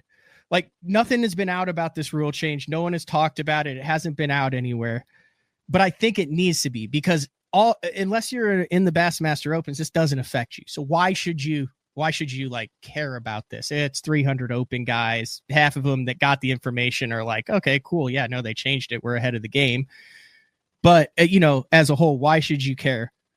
I think that's what we just established over the last hour and a half with you guys. Solutions, though. Solutions to this specific problem with the information. What do you think should have been done? What can be done? We've seen Bass go back and retroactively change things, Todd. They won't do it. They don't need to ask open anglers. They don't need to ask elite anglers. I honestly think, and they've had, like, I think their ego is going to get in their way. Sorry, I'm going to say it, but they really need to reach out to a couple people and say, hey, and just ask them. They don't want to. I don't understand why, but I don't understand why they wouldn't seek out someone that's knowledgeable and be like, hey, like, here it is. Here's what we're thinking about doing, or why wouldn't you, if it was me, why wouldn't you get those set of rules and be like, if they send them to me and Frank, I promise you, right? And me and Frank don't exactly speak, but I mean, like, talk to each other. But I guarantee you, if they set out the rules, me and Frank would have a red pen and go, and probably circled one or two things going, what are you doing here? Like, everything looks great, but what about this? This doesn't make any sense. This isn't a hard rule. This isn't like fine print. This was pretty like obvious. I don't understand why they wouldn't ask that or do that. Yeah, I don't understand that either, because the reality of it is they tried to put so much in it, it became completely ambiguous. Every word, every blah, blah, blah. It's just this big wavy line. So where does it really fall into play? I mean, my solution, just get rid of the off limits and be done with it. Let the guys fish. Let them have at it. If you got time, if you could spend a week on the lake, good for you. Because here, look, if a guy's going to get information, he's probably not a guy that's going to spend time fishing on the lake. Okay, he's just going to take the McDonald's way. Hey, give me 30 waypoints, please. Thank you. And pick it up at the drive-thru and go on his way. A guy that's going to work at it is going to work at it and figure stuff out. That kind of brings the playing field back to more level, because of the fact that you could put more time in means you could figure more stuff out. to say, hey, we're going to a 3-day practice and no, you can't, there's 1 month off limits and blah, blah, blah, blah, blah. The more shit you stack on the back end of it, the more problems you have getting towards the end result. I just think it's not complicated. Just make no off limits. Let the guys have at it. Well, as far as this specific issue with the changing of the off limits rules, what concerns me is what Todd just said. If there was I don't know who came down with this rule. I don't know who it was run by before it was okayed. I don't know the genesis of this rule change. But I do know this. If you had educated tournament anglers at a high level in the room that were part of that decision-making process, there is no way that this would have gotten out and would have been included in the rules. A mid-season rule change to make the playing field. There is no way that had that been part of the decision-making process that would have gotten by a high-end tournament angler who understands how the process works. Agreed? Yes. And let me say this. I don't mind, like, rules are there to help you, not hurt you. Okay. Yes. So all the rules are there just to let you know what you can and cannot do. None of this matters, by the way. Okay. And this is where me and Frank kind of talked about this uneven playing field. None of this matters if all the rules that are written, we already know they're going to be broken. 100%. That's not even the problem. I guarantee me and Frank don't have a problem with them breaking the rules. And you can't fix that. That's why you can't. I mean, it's sounds crazy, right? About. Like, if I got cut off right now, everyone would be like, what do you mean you don't have a problem breaking the rules? Rules are going to get broken. They're going to get gray areaed and everything else. Problem is, for all those years, Frank knows too, they didn't do anything about it. Right. And that's like, so I don't like, that's the problem. You can put all those rules up there, but when you didn't enforce them for all these years and they're all, man, if you put rules in there, I don't care what rule you put in there. I don't care what it is. And you enforce that rule, man, you would see a drastic change in the way people viewed these rules. Yeah, because accountability will correct it. One of the things that I talked about when that you mentioned, Todd, that I think is brilliant. It would be it would literally be an easy fix, just like what happened on the Elite Series where they had those 3 days when they were like, hey, you could get information. There were guys that got it. I think this is clearly an uneven playing field. And you said, oh, well, there's a easy solution to this. Here's what they should have done in this email instead of using the words effective upon receipt or once these rules are published. This would have been such a small tweak that would have 100% handled any dissent, disgruntlement, dissension, or unequal playing field with this. What was it, Todd? I don't know. What did I say? You said why in that email, instead of using the words upon receipt of this email or upon publication, did they not say at midnight on January 20th, you can no longer receive, barter, or trade for any information on the Elite Series for the remainder of the season? Yeah. Instead of immediately where they hit it. That is such an easy fix to this solution that when you said it, I was like, my God, like, this sounds better now that I'm hearing it. Literally, all it had to say is, hey, we understand that this is a change, like they said, from the originally published rules. As such, as of January 20th at midnight or whatever day it is, give us 3 days, 5 days, 7 days, whatever. You can no longer receive information for the remainder of the season. Matt, make sure everyone knows what you're talking about. So y'all got that email on a certain date. If they just, and then that email was your cutoff, right? You're right. I remember saying that. I was like, hey, if you're like, hey, here's the problem with the rule. We messed up, whatever. Okay? We understand that this represents a transition from the previous rule. This written clarification is effective immediately upon receipt of this email. If you'd have said, to make this fair, we're giving you 3 extra days to do whatever you need to do, and upon that date, legally, it goes into effect. That way, everyone's not caught off guard. No one's like, If someone was like, well, hey man, I've got 3 months to call you. Now it's like, okay, take care of it. Now everyone after the thing is like, we all had our chance to do what everyone else was able to do. Man, that guy you talked to was really smart. That was you, Todd. And here's what I want to clarify. Frank talks about information and not being able to make it. I don't give a damn. You are living under a rock if you think that there isn't a single tournament fisherman in history that if they have the ability and are headed to a fishery that they've never been to in a part of the country and they've got a buddy that lives there, they don't call him up along the way and say, hey, what's up, man? Anything I need to know about Lake X before I jump on it? Todd, even you are going to do that. I know that.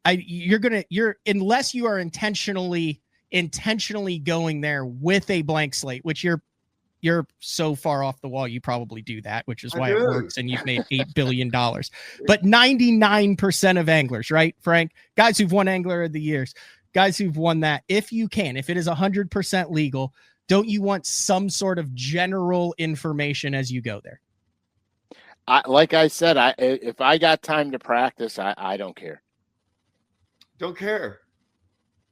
As long as I got the time to practice, I don't care. Matt, and here's why. Like, over the years, what I've realized, and probably Frank, the way I fish and the way Frank fishes is probably not the same. And I guarantee you the way me and him fish are different from you. So I know that for a fact, Matt. So Dude, we still need to do that series. So we need to do that series. All the stuff that I do, it would be nice, but in all honesty, it really wouldn't matter, because like it might not matter. Like it wouldn't matter most of the time. Yeah, I still think the series Todd teaches Matt how to fish, where you just stayed at the back and go, and just berate me for my decisions on a body of water I'd never been to. It would go viral, because I would reach a point where I would eventually kind of lash out, mentally break down. And then Todd would have me. I'd just be like a puddle on the front deck. No, you'd lash out. You'd be beating him to death with a flipping stick. There's no way. Have you seen Todd? He's like 1% body fat. I'm not beating his ass. He still has like a 36-inch vertical and plays sand volleyball, and he's in his mid-40s. Outstanding.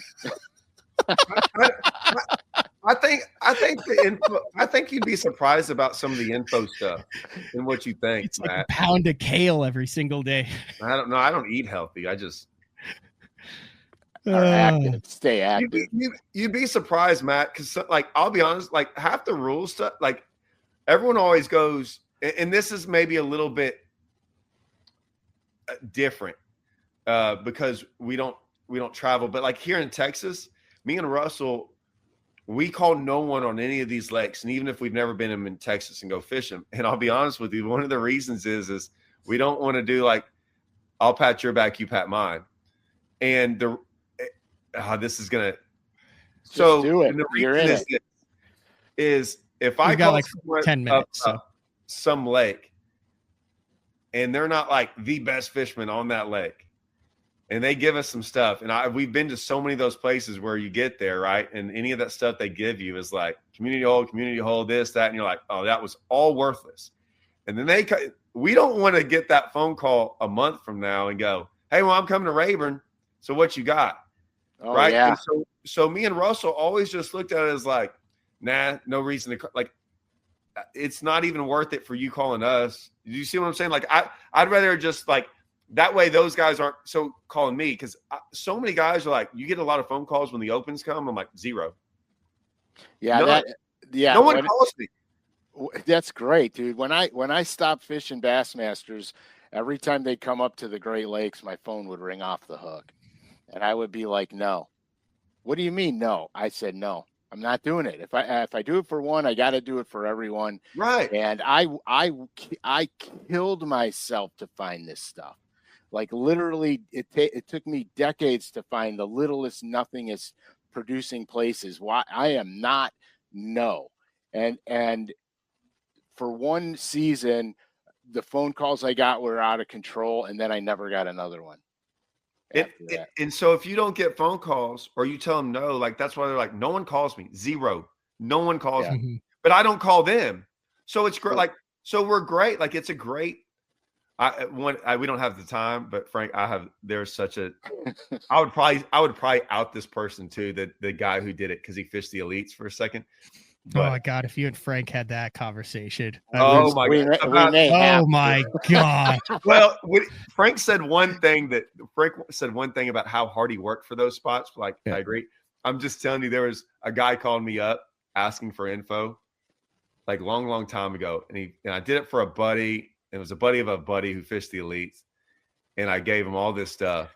He ends up almost winning. He might've won. I don't know if he won the event on the lake or not. He did really, really good. Mm-hmm. And after the event, I congratulated him and everything like that, because I didn't really know him.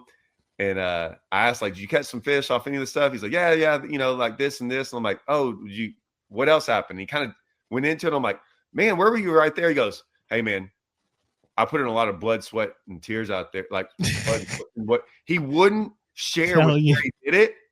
And I wasn't really asking to like, oh, I better know this. Like, I didn't have a tournament coming up. But he started saying about how hard he worked to find these spots in 3 days after calling me up. And I was going, I was in shock. I was like, not a problem. I've been waiting on that phone call for him to call me again, ask me something. And I was going to, y'all don't even want to know this stuff. Oh, and Todd, dollars to a donut. The blood, sweat, and tears was probably 30 yards away from your place you told him to go. Oh. You know what I mean? It's like, I couldn't believe he said it to me. And I'm like, I'm telling you, my mind's a little diabolical. I swear, if he ever called me, I was going to be like, yeah, man, I'll be honest with you. I was like, I'll give you these holes. And I was going to give him about 100 waypoints.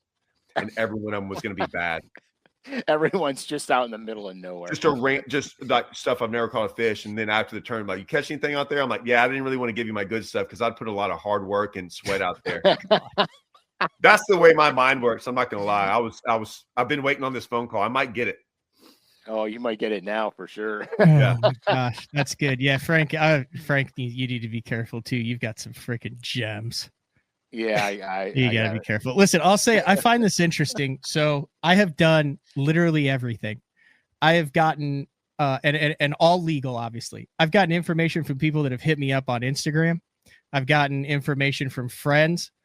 This past year, I flew down to Florida and went out with someone who not only showed me how to run it, but showed me areas. I've also showed up to lakes not knowing anything and gotten absolutely zero information. I've gotten general information. I've done literally everything across the board that you can. So, I mean, I'm not hiding saying that I have not, I'm trying to figure out what I've just have tried everything. Yeah. Like that. Go ahead. I've always, Matt, you've heard me say this. The best information I could ever get is this. If I could ask this for every tournament, it's this one. Wherever the boat ramp is, if I could just be like, hey, which direction should I turn? And if they go left or go right, to me, that's like gold. Yeah, money. Yep. So that's what I would say over the past 3 years, what I have found is just say, can I win the tournament in this section of the lake? And if the answer is yes, I just had a conversation with someone about this yesterday, called it like the eyesight. If the answer is yes, then I stay in that section of the lake. That's what I ask you, Frank, on Lake Norman. It's a giant lake, and you're giving me generals, and I just said, can I win it in this section of the lake? And you said, absolutely. And I said, that's all I need to know. I'll figure it out from there. Frank, I'd never been to Champlain before, and I literally went up there with I knew nothing. Like, I had heard of Ticonderoga and then nothing else. Never heard of anything else. That's how I went there for the tour event. And I get out there, and I drive out of wherever the boat ramp is we're taking out of, and I'm looking around at this massive body of water, and I go, I guess I'll just go left. And so that's where I went. And I caught I caught fish and everything. And then after the event or something, I was talking to, it might have been Dudley or something. And I was going, I saw what's down on I caught all my fish this way. And he goes, oh yeah, well, I mean, you can't catch a fish for 30 miles if you would have went right. And I'm like, seriously? I had no idea. He was like, I mean, it's not you went the right way, luckily. And I'm like, well, I just happened to go left. but I was like, God, I could have spent a whole day or two to the right and not known that I wasn't really where I was supposed to be. Oh yeah, 100%. That's 100%. But I didn't know. I mean, I got lucky. Yeah, the first time I ever fished the place, I just pulled out my topographical maps and I was looking at it. I'm going, well, there's so much right here. I'm going that way. And I did the same thing. I went left and found fish like mad. And I'm like, oh, cool. I don't have to run 90 miles to Ticonderoga. So, I mean, that's it. So I fished the Bass Nation, and here's what I did. Before the off limits, I called up someone. I said, can I win this thing in the inland sea? And they said, yes. Oh, I said, can I top 20 in the inland sea? Because that's what got me to the national championship on Grand. The Dead Sea?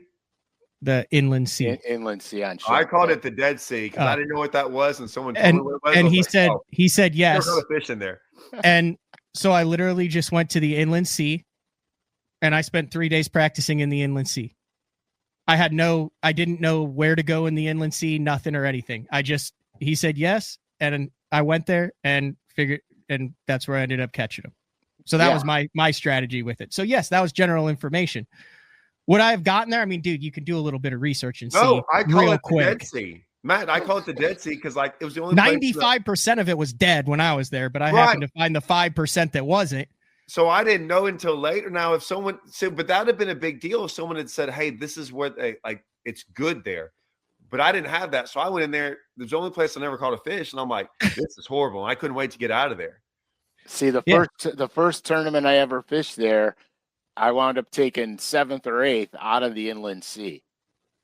And I never could catch them there again to win after that. And so then I started branching out and going in other places.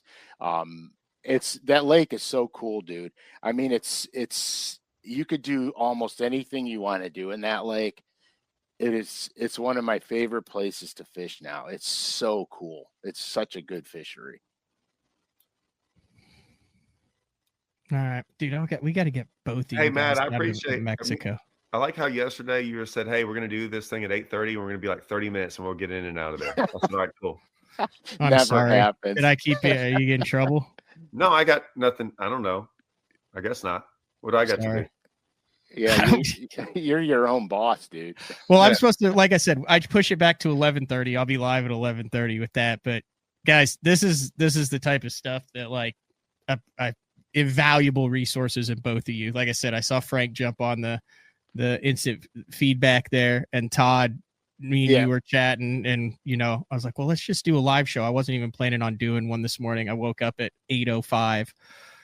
Frank and I are like that. Frank and I need like at least an hour and a half, 2 hours in the morning to get settled, prepared, not rushed. My phone died, Frank. I woke up at 8:10 this morning. Perfect. I'm not a last minute morning guy either. When I fished the tour, my alarm never woke me up. I was up before it always. When I stopped fishing, ironically enough, when I stopped fishing Bassmasters for the longest time, I kept getting up at 4 o'clock in the morning every day.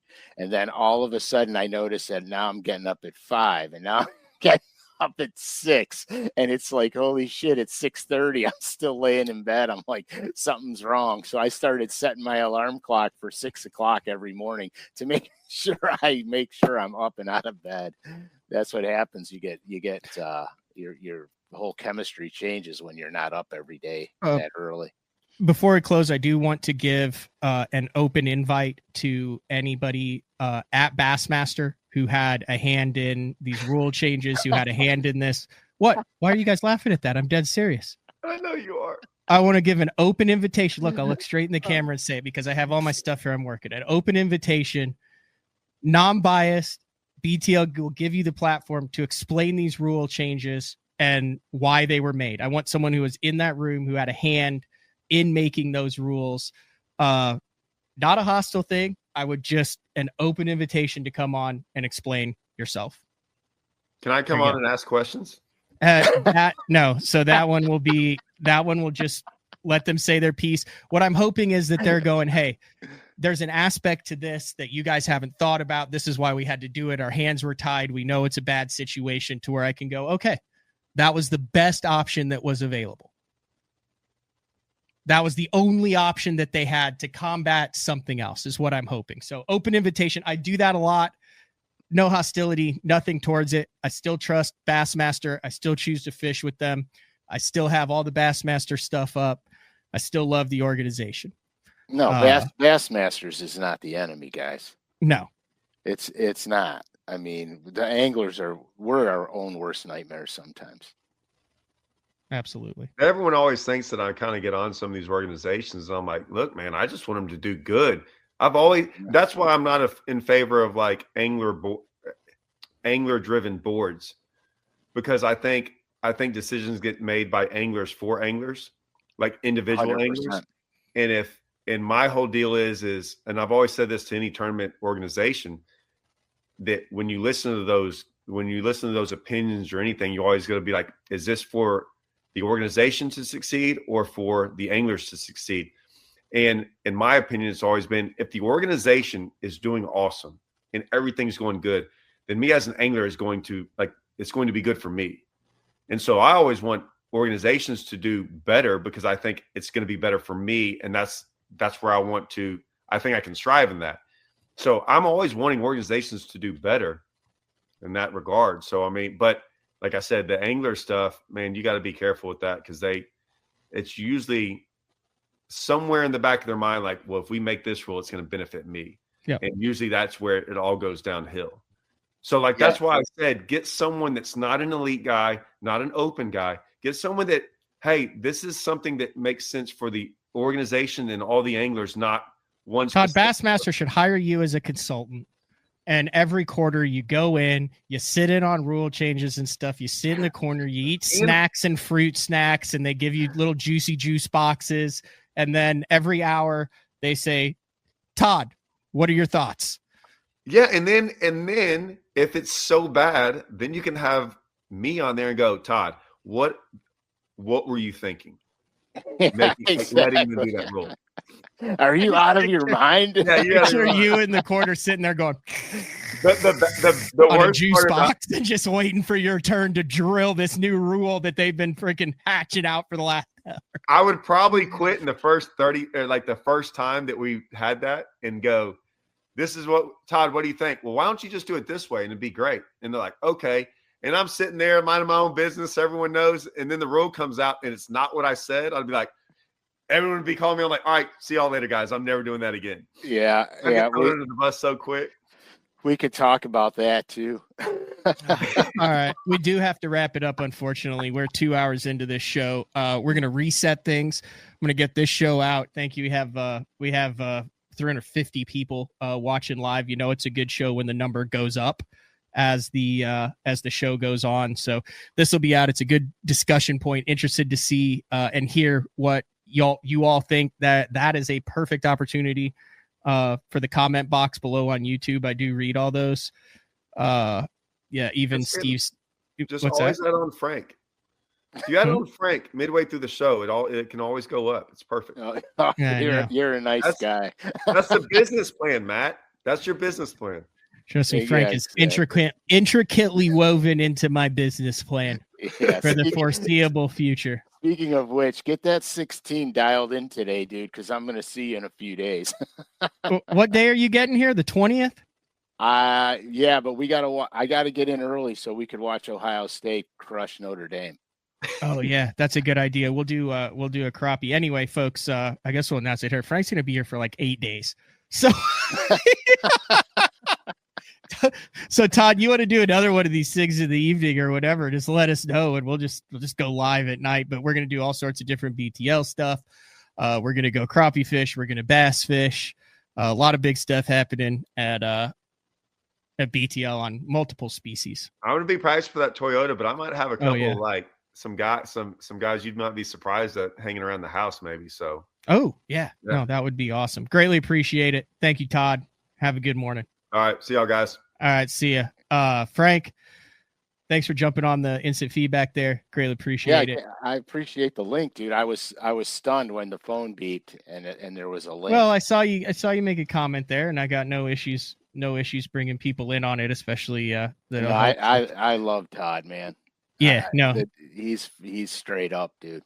he's good. I could talk to him for a decade. Dude, before Leech, like I was a little spot, he literally like just like gave me like a 30-minute pep talk. I'm sitting there just like not even fishing related, like mental related, decision related, and whatever. And his buddy Blake was like, "Oh, like, I've always made a joke that Todd like hates me. Like he blew me off the first 4 times we ever had, like overtly blew me off, like looked at me and then moved chairs in disgust." So literally when that call hung up, Blake was like, "Dude, like Todd doesn't hate you. Like he wouldn't do that with someone that he hates." So that meant a lot for me. And then I went out and top 10'd it. And I'm not sure I would have top 10'd it because I vividly remember thinking on the water, this will show Todd as I'm catching him. Screw him. I'm doing it my way. And look, I can't wait till he looks at the damn leaderboard now. So, but all right, Thursday, we'll be back with another live show. Thank you, Frank. Good luck with the Have a good week. All right, my man. All right, thanks. All right, we're gonna do a reset, and then when we come back, it should be around 11:30. Live on the water from Shawnee Twin Lakes. If you want to learn how to set up your live scope, this is how it's going to go down. Like he's actually going to set mine up while it's live. Big shout out. That is the type of healthy discussion that I love on BTL. If you guys like this show, share it, thumbs up, follow the YouTube channel. Would love to get to 20,000. We're at 19.2. If you're watching this and you're not subscribed or you're just watching it on YouTube and you're not logged in, just create a Google account. Then you can get all sorts of stuff when we go live. Subscribe helps. If you're listening on iTunes, leave a review, a star review, a comment review. That stuff goes directly to the sponsors. Greatly appreciate it. Still have a big passion for this, and it's cool. Just being able to talk with guys like Todd, like Frank, who can offer a different perspective on it as we navigate the world of professional bass fishing. What is today? Today is Tuesday. I think I have a show for tomorrow. I'm not sure. Maybe this serves as a 2 show. I'll figure something out. I got to get on the water here and get things dialed in. So once again, thank you. Thumbs up, like, subscribe. This has been another edition of BTL Bass Talk Live. Same place, same time tomorrow. See ya.